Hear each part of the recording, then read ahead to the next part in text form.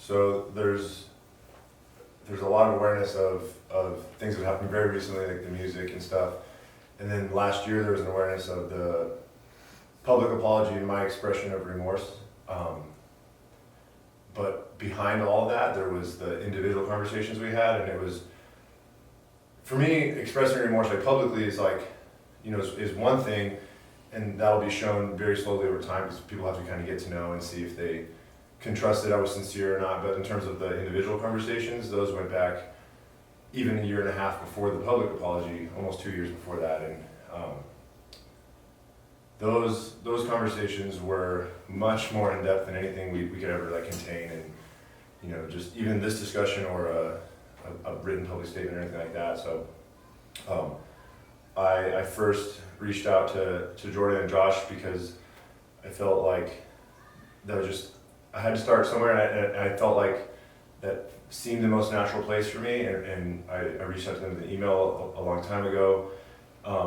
And the first individual conversations we had were mainly me listening so that I could better express my, you know, my apology for the ways that I hurt them. Like, I guess what the concept I would talk about, like ripple effect of, there's the obvious wrongdoings that I made, and then there's the little ways that they sort of spread out beyond that and hurt people in so many ways that like I really wasn't entirely aware until I got home, and those conversations kicked off, and then I was able to sort of better understand what they'd been through, and I think more sincerely apologize because of that.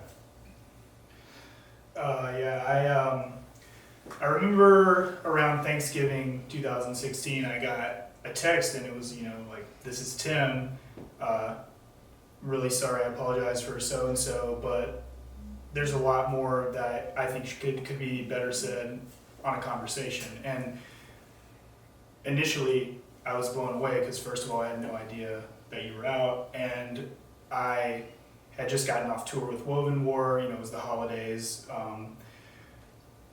I don't know, you know, I thought, a lot of me thought it was a joke, somebody like playing a joke on me. I spent a couple of days like debating with myself like how I was going to respond to that, and I hit up Jordan being like, dude, I got a text saying it was Tim and that he'd like to talk to me on the phone, and you said that you'd gotten one as well, and we both didn't really know how to process that. So a few weeks went by, and then I finally got up to the nerve to text him back, and I told you that, you know, at that time I was not really prepared to have a conversation yet, but that I would think about it. And I think, man, it might have been not until maybe February until we finally got on the phone, I think, of 2017. And and it was, like you said, it was quite a bit of just, I think I kind of just laid it all out there, you know, what specifically that you had done that, like you said, the ripple effect and how it affected us and myself personally, and, you know, everyone affected by the situation. And it was really helpful, but at that time I think, you know, it was still, you know, you were just sincerely expressing kind of like apology for what had happened, and how you had treated the situation even after you'd been arrested and stuff. And it was important for me, and it you know, that was the beginning, I guess, of at least me personally seeing the change in you as opposed to where you were before you went to prison. Yeah.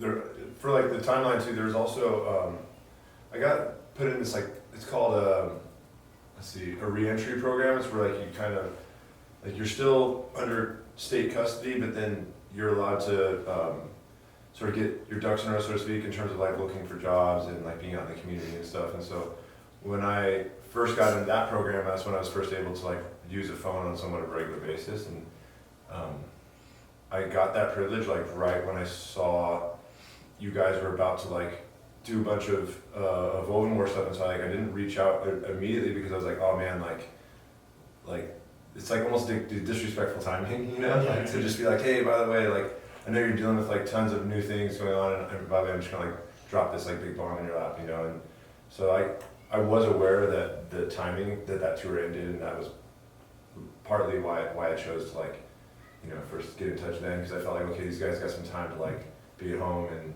maybe digest, because I knew it's like a lot of heavy stuff, you know. music. In that email, I was actually, I think,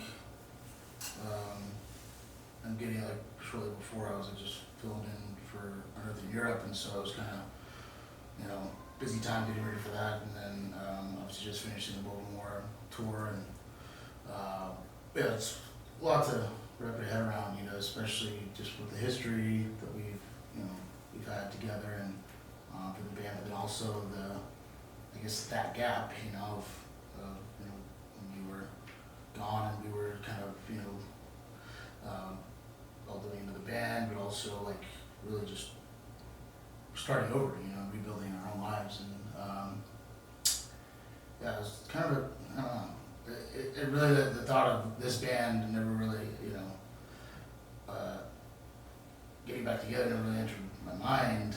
It was just like, kind of that fear of like, oh gosh, what's gonna happen next? Like what kind of things, what is he going to do that's going to complicate our lives this time? Like that was like really, I guess that was like at the forefront, and and in the rear of my mind, like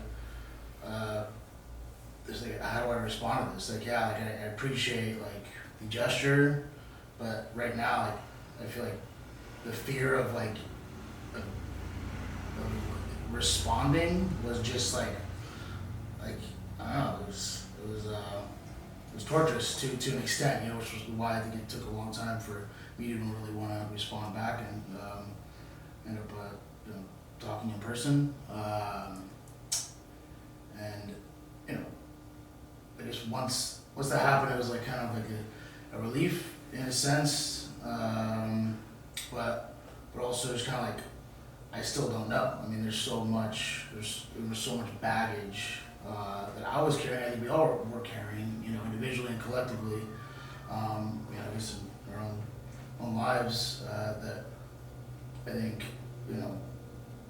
need to be dealt with, and I just like, how do you start that process? And it wasn't just about like you and I, like it was just about like what I saw happening with everybody else in their own lives, and the effects that still were kind of fresh for some people, and but either way, that was the beginning, and I guess of kind of like really all of, I guess, where we're at now, and I guess the healing process and the process of reconnecting, and like I think almost started a personal journey for me of just like of forgiveness, of acceptance, but also just like I don't know, understanding like who I am as a person.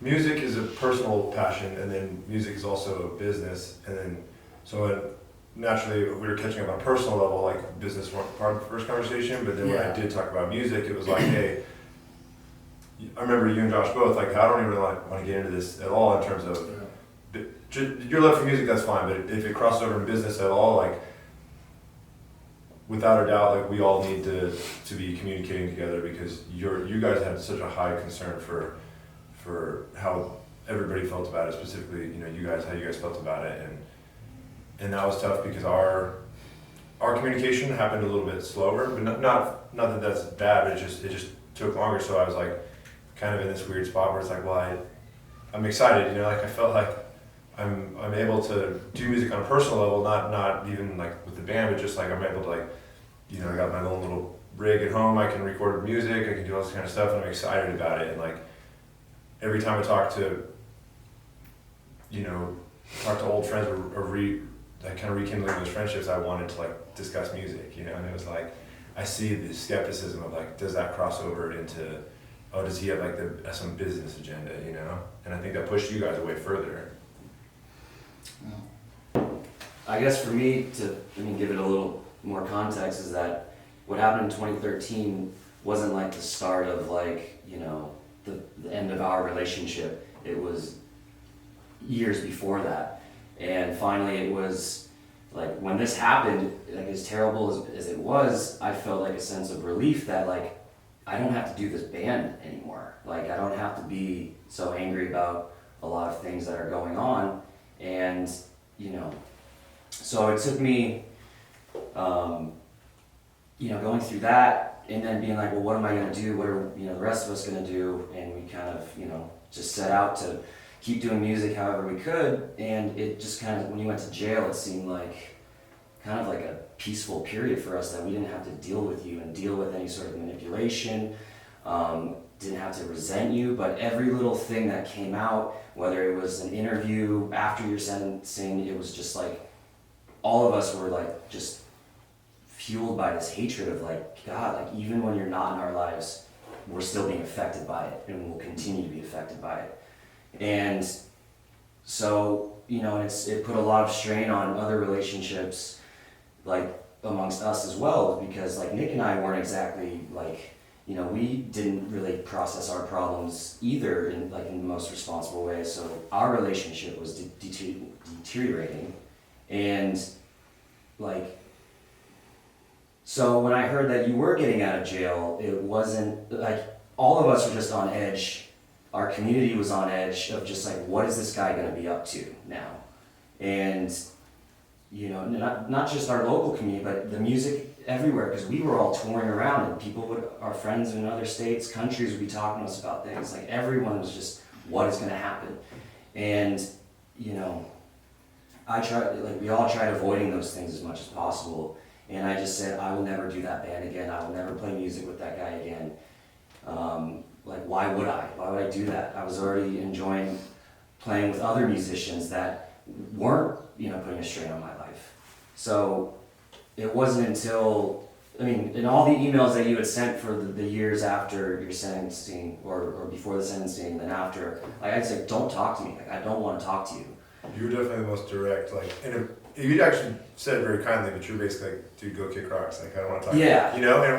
And I appreciated the directness of it. But then I also wanted to express, because I was becoming more and more aware of all those areas that my life had affected yours. And so I wanted to somehow be like, well, I don't want to be overly ambitious and trying to insert my way into your life, but I do want to at least be able to properly apologize for it if it's healing and helpful in any way, Totally. And there was that one email I remember responding, I was like, I'm glad you're doing good, it seems like you're picking your life back up, but I don't care. I don't want to get involved, I guess. It wasn't that I didn't care, but I don't want to be involved. And then it wasn't until, kind of hearing from Josh and Jordan that, they were kind of speaking with you and things were kind of okay. And then your public apology that I was just like, this doesn't seem like the Tim that I knew for so many years. And that's what kind of gave me maybe we can meet up and have coffee or just have a sit down. And I didn't expect it to be good in any way. I was like, I'm gonna just lay in about all these things that have been just festering up inside me for so many years of just how much I resented our relationship. And so I saw it at our first meetup, I could see that you were different and you were attentive to me and just what, on a human level, which I felt was just lacking in who you were back then. It was out of character for the previous version of me, I guess. Yeah, this is and then that went well, and we've been meeting up since, and then, kind of got me realizing, well, if you and I can patch things up, Nick and I can patch our things up. And and it's been such a relief to not be holding on to just negative feelings towards you guys, towards anyone in this band, and to just kind of realize as we're all older and more mature that now's our time to make this the most positive thing that it can be. So my journey with Tim and my feelings towards him were probably more intense than anyone else in the band's. When we started Woven More, it was our outlet to channel everything that we didn't know how to deal with. But the important thing to note is that we didn't know how to deal with anything. And we recognized that we weren't victims at all. We were just as close to the center as we possibly could be. So we just need to be strong, we need to carry on, and we need to channel ourselves into something really positive, which was that first record that we were insanely proud of, and I think we are all still proud of. And we just figured, and I figured that if I just put my life into positive activities, positive work, positive meaningful work, then I could get through this. We can move on with our lives and everything would be fine. And publicly we didn't say anything about Tim. We had no desire to try and feed into whatever anyone was trying to make of the situation. And I remember we went to your sentencing and I saw you give a courtroom apology where you were crying and you were very sincere in what you were telling everyone. And I remember being like, man, maybe this past year, like Tim has changed. Maybe he's had like a genuine realization of the damage that he's done to people that he once like loved the most. And I remember leaving that, and we all did feel like a sense of peace for a second. We're like, okay, like he's sorry, he's gonna have to pay for it. Like that's what happens when you do what you did. And it was like a couple hours later that an interview came out that was just one long excuse. And there was no ownership. It was just, I did this for all these reasons and everyone else kind of led me to this. And that's the moment that whatever like shred of empathy that I had for him turned into just blind hatred. I was like, this dude went too far down that dark road and he's never coming back. And he almost fooled me once and he'll never fool me again. And so we publicly said something about it. You know, we could not let that go unopposed. And that kind of became our identity over the years. You know, we were trying really hard to live our lives and do what we were doing, you know, tour off of an album, like tour in a band that we love and that we were so proud of.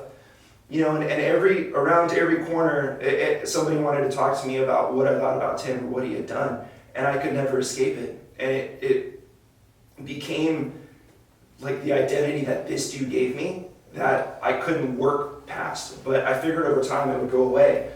And you know, we focused on careers, businesses. We invested in things together, and we just worked really hard. And I think around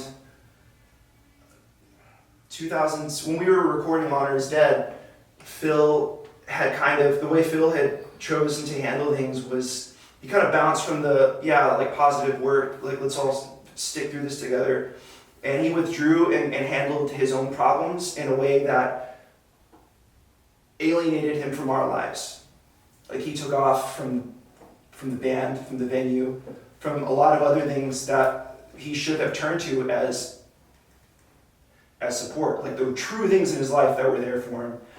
And he bounced. And all of that hatred that I had towards Tim was now shared with Phil, because I just thought we had each other's backs, you know, and I was like, man, this, you know, Phil is gone and he's doing his own thing and I resent him for it, but ultimately this is Tim's fault. Like Tim did this to him, you know? And so I tried as hard as I could to just like, I'm gonna stay busy, I'm gonna do what I'm doing. And I couldn't escape it. And we were, you know, I would try and talk positively about positive things in my life because I didn't want my attention to be brought back towards something that was pretty painful. And I remember I did one interview that I was like really stoked on. I was like, man, we're talking about all these things, like these are all the meanings behind the songs, this is how we got here. And there was just a little bit at the end where someone asked me what I thought about the lawsuit that was also big news, you know? And I said that if that's who Tim is still, then he will never change, just as I always thought.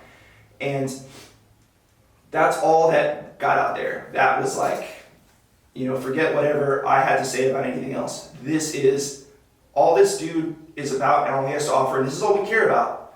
Like, for whatever reasons people may have, like perpetuating the sensationalism of our lives was destroying me because I couldn't work past the hate that I had, and I couldn't be like free of being reminded of it. So I was like, dude, I'm done. I'm not gonna do any more interviews, and I never did.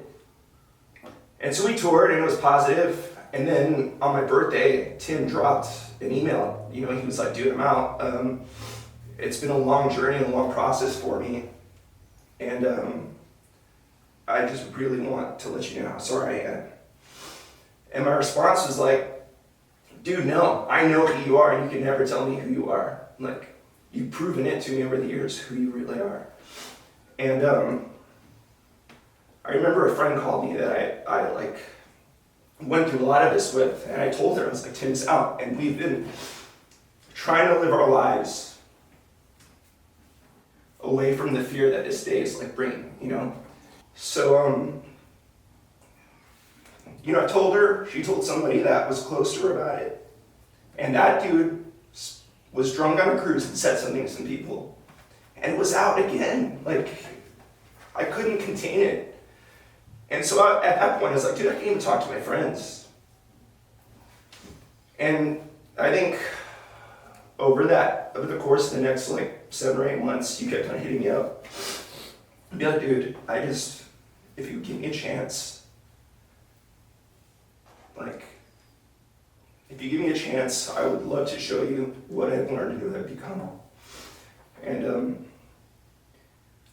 I wouldn't do it.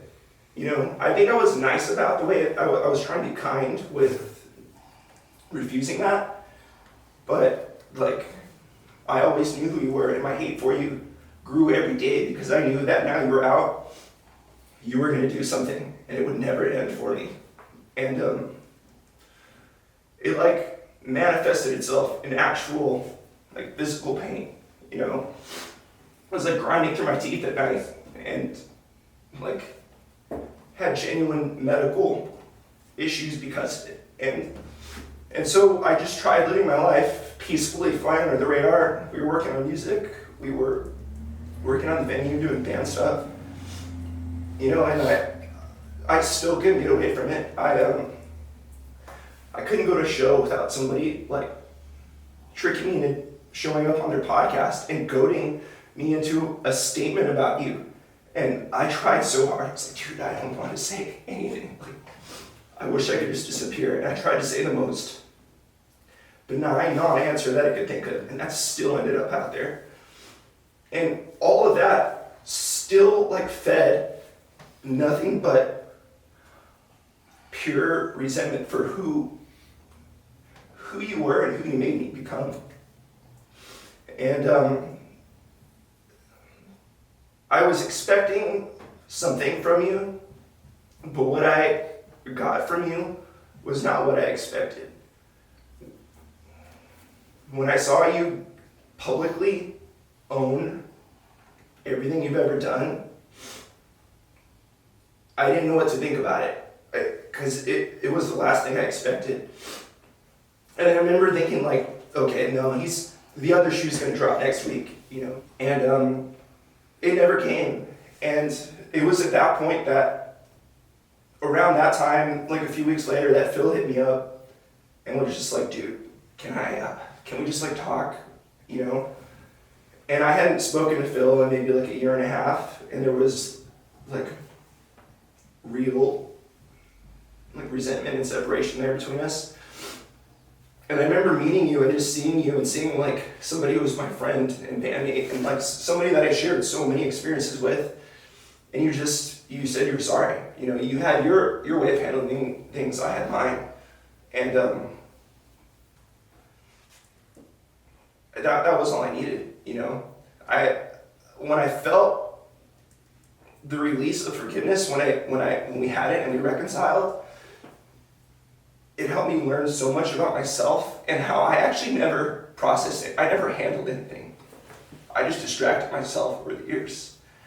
So that experience, along with Tim, like respectfully reaching out to me over the years, and then him publicly apologizing but not following up with anything else, just gave me a little sliver of doubt. I was like, what if it's true? What if the person that I've demonized this entire journey, somewhere along the way he changed? What if? And I can let go of this sooner. So when Tim did reach out and was like, hey man, I know he always was hitting me up and was like, dude, you're probably not into it, but if you would like to meet up with me, like the offer still stands. And so I finally took him up on it. And when I met up with him, it wasn't very positive at first, because I was like, look, I've seen you say you're sorry. You've said it how many times, but when has it ever been real? You know, if you were sorry at this point, then why did you do this? You know, and it was nothing but like genuine remorse on his end and taking responsibility for everything that he's done. And I was watching, like, every question I had for him, I was just staring straight into his soul, looking for any hint of inauthenticity, because I was just like, I know that this is a trick, and I didn't see it. And when I finally like let my guard down, who was standing before me was actually someone who was genuinely contrite, like remorseful, and could never take back what he did. The fact that he made victims out of really good people, and all of us that were close to it were also hurt, and the people that still supported him, that still loved him, were also hurt by it. You know, seeing the emotional toll that it took on his parents who didn't deserve it, it was, I think, far more rehabilitating than actually just sitting in a prison cell and being gone in prison. So that's what it took. It took all of those years, him facing punishment, the consequences for his actions, living in the ruin that he made for himself, and also acknowledging that it would never end. You know, what he did was very public, and it could never be forgotten, and it shouldn't. But that's part of what he has to endure for the rest of his life.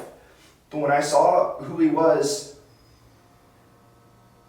and who he had genuinely become, I let go of that, and I wanted to let go of it, because I had never handled it, and I let that pain and that hurt and that hopelessness, I let it become my life force in the form of hatred, and I used that as my strength for all those years, but it devastated me on the inside. You know, like immediately after I'd been arrested, I went into this mode of just like, how do I kind of survive this situation? And you hire people, and you find the best attorney who knows how to put together the best defense, and you know, all these people, and they're all speaking on your behalf, but the mentality is like defend, you know, and I think I've definitely bought into that, and that influenced person I was, like, awaiting my sentencing, you know. And then there was the person Nick had all those hard feelings about. He was right in so many ways, because literally leading up until the actual sentencing, you know, that was the timeline of when I had said all those things, you know. And then those things had been said and recorded, and, you know, to come out sometime later after my sentencing. Then my sentencing happened, and that moment in the courtroom was true and genuine, but I didn't have an ability to like follow up with it in any way. And so the way that Nick viewed it made absolute sense to me when he explained it to me. And I was like, I get that, because how insincere does that seem? You know, that I'm in tears in this courtroom, yet you read this statement by me that says something opposite of that, you know? Yeah. And then there was such an unbelievable sense of relief after my sentencing of like, defense is no longer in my vocabulary. Like, I don't defend what I did, because there's no good defense for it, you know? And it was this moment where I was just like, when I finally do speak to old friends, and when I speak to the guys, like, I'm not gonna try to defend what I did, because it's ridiculous. Like, all I could do is just make amends where possible, express my remorse, and try to, like Nick had talked about doing for so many years, just put my energy into something positive, you know? And that was, even if we didn't end up working together in a band sense, I just felt like if we can shift to where we're able to let some of these feelings go to where it becomes a positive thing, you know? And I genuinely, for like a long period of time, just never believed that we would end up being able to work together. Because I knew that all the feelings and baggage were there, and I just felt like I'll just give it my best shot and see what happens, you know? But the last thing I ever wanted to do, and the last thing I want to do now, is like try to defend what I did. There's no defense.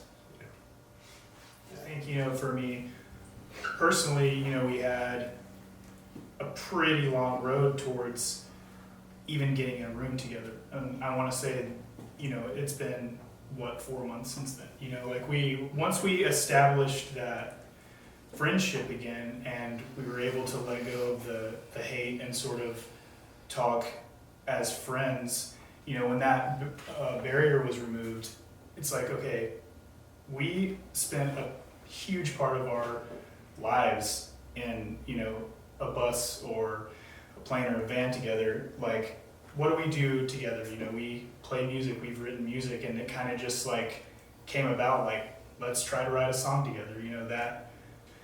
And with no grand plan, no, you know, business marketing plan, like PR team, like we just recorded a song. We wrote a song and recorded it. And Yeah, I think for me, knowing, like, even how do we address questions, like, we're not trying to address every question right now, and for me, in my personal life, it's like, you know, I haven't been involved in interviews or social media or any of that kind of stuff, because it's like, well, I'm not in a rush to handle this all today, you know, I just have to be, if I'm genuinely confident in the person I become, I just gotta just be myself over a long period of time, you know, and like 2 years from now, maybe there's a portion of people that say, you know what, okay, I've seen it consistently over time, and there's definitely gonna be a portion of people that are like, doesn't matter, like, it could be 20 years, I'm not gonna ever give this guy a second chance, and that's fine, I just have to accept that, you know, but one of the things that's cool about doing this discussion is like, we're just getting here and being ourselves, and we truly believe over a period of time that makes our lives better together, like being able to just be ourselves together, and then also in terms of how we let the rest of the world get to know us. It's not like this, you know, like Josh said, we don't have like a PR person or a grand plan, like we're just gonna do it and make the best of it.